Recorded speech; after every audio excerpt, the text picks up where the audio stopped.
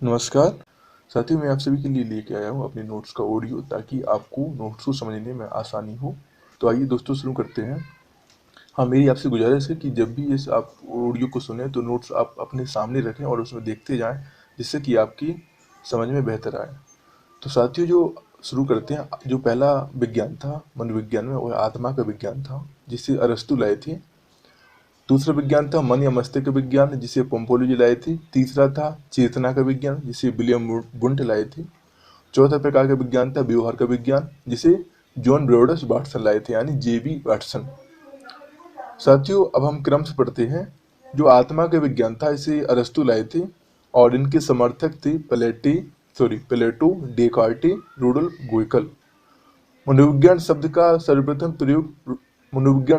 सर्वप्रथम प्रयोग रूडोल्फ गोकल ने किया था और इनकी पुस्तक का नाम था साइकोलॉजिया, जो मनोविज्ञान की प्रथम पुस्तक थी। तो उन्होंने जो मनोविज्ञान शब्द का प्रयोग किया वह साइकोलॉजिया नामक पुस्तक में किया। किसने? रूडोल्फ गोकल ने। साथ ही जो दर्शन शास्त्र विषय था, इसमें आत्मा, परमात्मा, ब्रह्मा का अध्ययन किया जाता था। और जो दर्शन शास्त्र विषय का उद्देश्य था वो था मनुष्य का मिलन ईश्वर से कराना। लेकिन जब अरस्तु आए तो उन्होंने कहा कि हमें मनुष्य का मिलन ईश्वर से कराने के उद्देश्य के बजाय हमें जो अधिक प्रयास करना चाहिए वो मनुष्य को समझने में करना चाहिए। और ये कहते हैं कि हमें आत्मा पर अधिक ध्यान देना चाहिए। आत्मा पर जब हम अधिक ध्यान देंगे तभी हम मनुष्य को आसानी से समझ पाएंगे। तो शताब्दियों पूर्व मनोविज्ञान को दर्शन शास्त्र की शाखा के रूप में माना जाता था और इसीलिए मनोविज्ञान की जननी दर्शन शास्त्र को माना जाता है। आत्मा शब्द को आधार मानकर 16वीं शताब्दी में सर्वप्रथम अरस्तु, प्लेटो, डेकार्टे के द्वारा मनोविज्ञान को आत्मा का विज्ञान माना। साथियों, यहाँ पे आप देख रहे हैं कि ये 5 इंद्रियां जो आँख, कान, नाक, जीभ, त्वचा है। तो इसका मतलब यह है कि वह ज्ञान जो इन इंद्रियों से परे हो या जिसकी प्राप्ति इन इंद्रियों के द्वारा संभव ना हो, वह ज्ञान दर्शन शास्त्र से प्राप्त किया जाता था। जैसे आत्मा, परमात्मा, ब्रह्मा, इनको हम आँख, कान, नाक, जीभ, त्वचा से नहीं समझ सकते। तो अरस्तु ये कहते हैं कि हमें आत्मा का अध्ययन करना चाहिए और जब मनोविज्ञान का आरंभ हुआ था तब इसे अंतःकरण का विज्ञान कहते थे, है ना? और या अंतःकरण का विज्ञान कहते थे। दोस्तों, जो केलर हैं, केलर नामक विद्वान हैं, इन्होंने अपनी पुस्तक साइकोलॉजी में कहा है कि दर्शन शास्त्र मनोविज्ञान की जननी है, क्योंकि उस समय जो मनोविज्ञान था या जो अंतःकरण का विज्ञान था, यह दर्शन शास्त्र के निकट था, है ना? और मनोविज्ञान का जन्म दर्शन शास्त्र से ही हुआ है, इसलिए मनोविज्ञान की जननी दर्शन शास्त्र को कहा जाता है। और किलर ने कहा है कि अरस्तु इसके जनक हैं। किसके? मनोविज्ञान के। और साथ ही आपको मैं बता दूं कि अरस्तु दर्शन शास्त्र के भी जनक हैं, मनोविज्ञान के भी जनक हैं, राजनीति विज्ञान के भी जनक हैं, जीव विज्ञान के भी जनक हैं और जंतु विज्ञान के भी जनक हैं। साथियों, 1590 में रूडोल्फ गोयकल ने अपनी पुस्तक साइकोलॉजिया में मनोविज्ञान शब्द का प्रयोग किया था। यह मनोविज्ञान की प्रथम पुस्तक थी। कौन सी थी? साइकोलॉजिया। साथ ही जो गेट नामक विद्वान है, इन्होंने साइकोलॉजी शब्द का को वर्गीकृत किया है और इन्होंने कहा है कि जो साइकोलॉजी शब्द है यह ग्रीक या यूनानी भाषा की साइकी और लोगस से बना है। साइकी का अर्थ होता है आत्मा और लोगस का अर्थ होता है अध्ययन करना।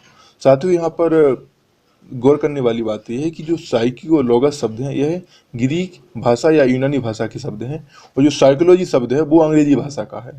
तो आपको यह ध्यान रखना है कि जो साइकोलॉजी शब्द है वो अंग्रेजी भाषा का है, लेकिन बना किससे है? ग्रीक या यूनानी भाषा के साइकोलोगस से। तो यह साइकी का अर्थ जब आत्मा होगा और लोगस का अध्ययन करना, तो यह आत्मा का अध्ययन करने वाला विज्ञान कहलाएगा।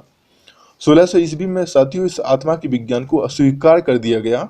इसके कारण क्या थे? इसके कारण यह थे कि जो आत्मा है इस पर प्रयोग नहीं किए जा सकते और यह ना मूर्त होती है, यानी दिखाई भी नहीं देती, ना इसका कोई रूप है, ना कोई इसका प्रकार है, या अमूर्त होती है ना? तो जिसका हम वैज्ञानिक तरीके से अध्ययन नहीं कर सकते उसको हम विज्ञान कैसे कहें?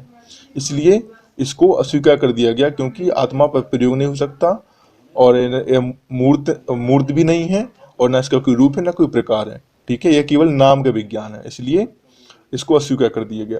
साथियों, जो दूसरा विज्ञान था, जो दूसरा विज्ञान आया साइकोलॉजी में, मनोविज्ञान में, वह था मन या मस्तिष्क का विज्ञान, जिसको पोम्पोलॉजी या कहीं कहीं नाम इनका पोम्पोनोजी भी मिलता है। तो पोम्पोनोजी लाए थे और पोम्पोनोजी कहाँ के निवासी थे? इटली के थे। और मन या मस्तिष्क के विज्ञान को समर्थन करने वाले कौन थे? जॉन लॉक, रिचेरी और थॉमस रीड। साथियों, पोम्पोलॉजी के अनुसार पोम्पोलॉजी ये कहते हैं कि यदि हमें मानव को समझना है तो जो भी ज्ञान आँख, नाक, कान, जीभ, त्वचा से प्राप्त होता है वह मस्तिष्क में संग्रह होता है, मस्तिष्क के मन में संग्रह होता है। तो यदि हमें मानव को समझना है तो हमें मस्तिष्क पर अध्ययन करना चाहिए। साथियों, जानने वाली बात यह है कि भारत में जो मनोविज्ञान है, साथियों सॉरी मनोविज्ञान नहीं, दर्शन शास्त्र, जो दर्शन शास्त्र है जो भारत में दो भागों में विभाजित है। एक तो पश्चिमी दर्शन शास्त्र और एक भारतीय दर्शन शास्त्र। पश्चिमी दर्शन शास्त्र में साथियों, पश्चिमी दर्शन शास्त्र में मस्तिष्क का अर्थ मन से होता है और भारत में भारतीय दर्शन शास्त्र में मन का अर्थ आत्मा से होता है। तो क्या समझे, पश्चिमी दर्शन शास्त्र में मन का अर्थ मस्तिष्क से होता है और भारतीय दर्शन शास्त्र में मन का अर्थ आत्मा से होता है। और जो मनोविज्ञान की उत्पत्ति हुई है साथियों, ये पश्चिमी दर्शन शास्त्र से हुई है। यदि आपके समक्ष क्वेश्चन आ जाए कि कि मनोविज्ञान का जन्म किस दर्शन शास्त्र से हुआ, तो आपको क्या जवाब देना है, पश्चिमी दर्शन शास्त्र। साथियों, यहाँ पे जिसे आत्मा के विज्ञान में गेरेट ने वर्गीकरण किया था साइकोलॉजी शब्द का, तो यहाँ पर भी पोम्पोलॉजी ने इसको वर्गीकृत किया है, विभाजित किया है साइकोलॉजी को। तो इन्होंने कहा है कि ये साइकोलॉजी नामक शब्द है जो दो शब्दों से बना है, साइकी प्लस लोगस से। साइकी का अर्थ होता है मन और लोगस का होता है अर्थ। तो इनके अनुसार यह मन का अध्ययन करने वाला विज्ञान है। जिसे अगर आपके सामने प्रश्न आ जाए, जैसे यहाँ पे लिखा हुआ है कि साइकी का अर्थ क्या है, पहला ऑप्शन आएगा मन, दूसरा आत्मा, तीसरा दोनों, तो चौथा व्यवहार। तो आपको जो सही उत्तर होगा वो होगा दोनों, यानी मन या आत्मा। साइकी का अर्थ क्या होगा, मन या आत्मा।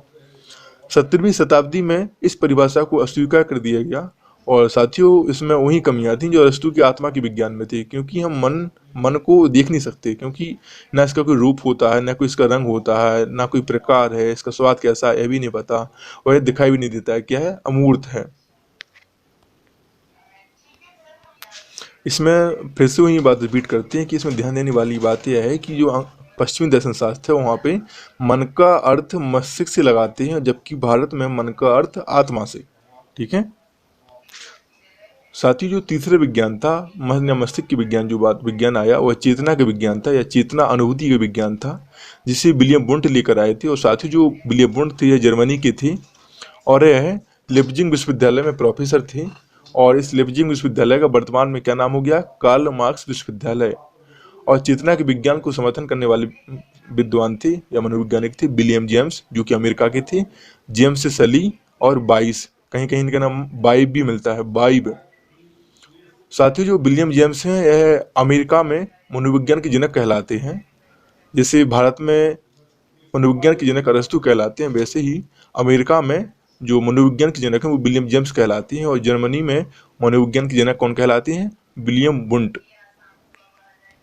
साथ ही जो चेतना होती है यह मस्तिष्क का आंतरिक रूप होता है। क्या होता है चेतना, मस्तिष्क का आंतरिक रूप।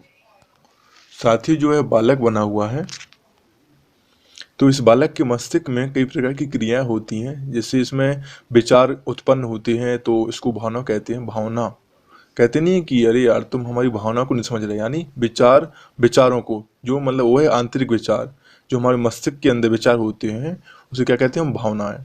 तो भावना का तात्पर्य क्या है, विचार का उत्पन्न होना, यानी मस्तिष्क के आंतरिक विचार, यानी जो बाहर प्रकट नहीं किए। कहते नहीं अरे यार तुम हमारी भावना को नहीं समझ रहे, भावनाओं को समझो। और जो दूसरा क्रिया होती है वो अनुभूति होती है, और तीसरी होती है संवेदना। साथ ही जो संवेदना होती है वह प्रथम ज्ञान होता है। तो यहाँ क्या समझिए आप कि जो आंतरिक विचार होती है वो क्या कहलाती है, भावना। भावना से क्या होती है, अनुभूति होती है। जो संवेदना होती है वो क्या होता है, प्रथम ज्ञान होता है। साथ ही जो चेतना का स्पष्ट अर्थ होगा वह यह होगा, चेतना की जो मनोवैज्ञानिक परिभाषा होगी वह होगी कि अपने मानस की, जो मनोविज्ञान परिभाषा होगी वह होगी कि अपने मानस की सामान्य स्थिति से अवगत रहना, अपने मानस की सामान्य स्थिति से अवगत रहना, विशेष मानसिक विषय वस्तु की जानकारी अथवा स्वयं अपने अस्तित्व के बारे में अवगत रहना चेतना कहलाता है। साथियों, विलियम वुंट ने लिप्जिंग शहर, जर्मनी के लिप्जिंग शहर में 1879 में मनोविज्ञान की प्रथम प्रयोगशाला की स्थापना की।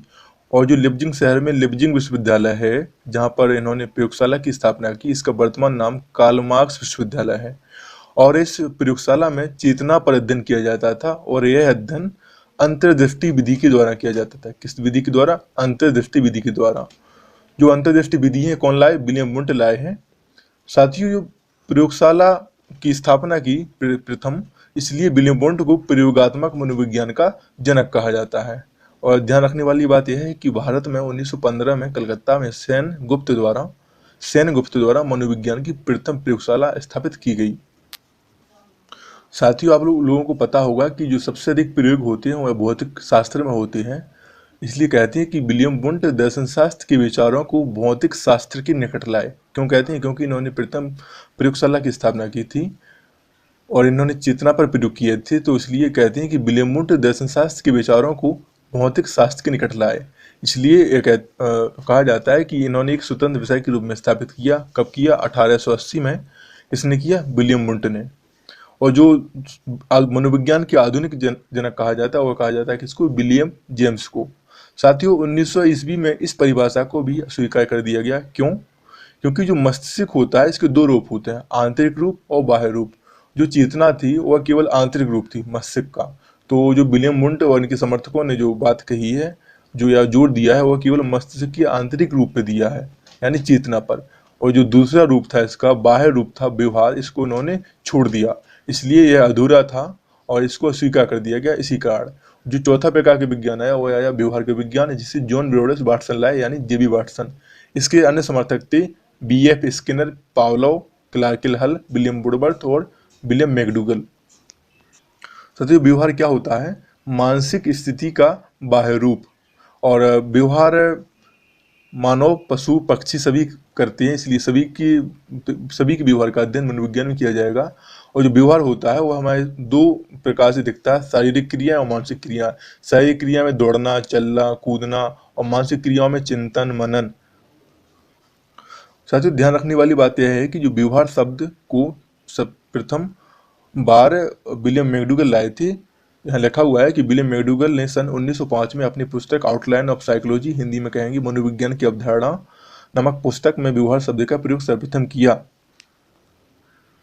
और जो व्यवहार का विज्ञान लाए वाटसन लाए थे। कब लाए थे? 1912-13 और 1912-13 में लाए थे।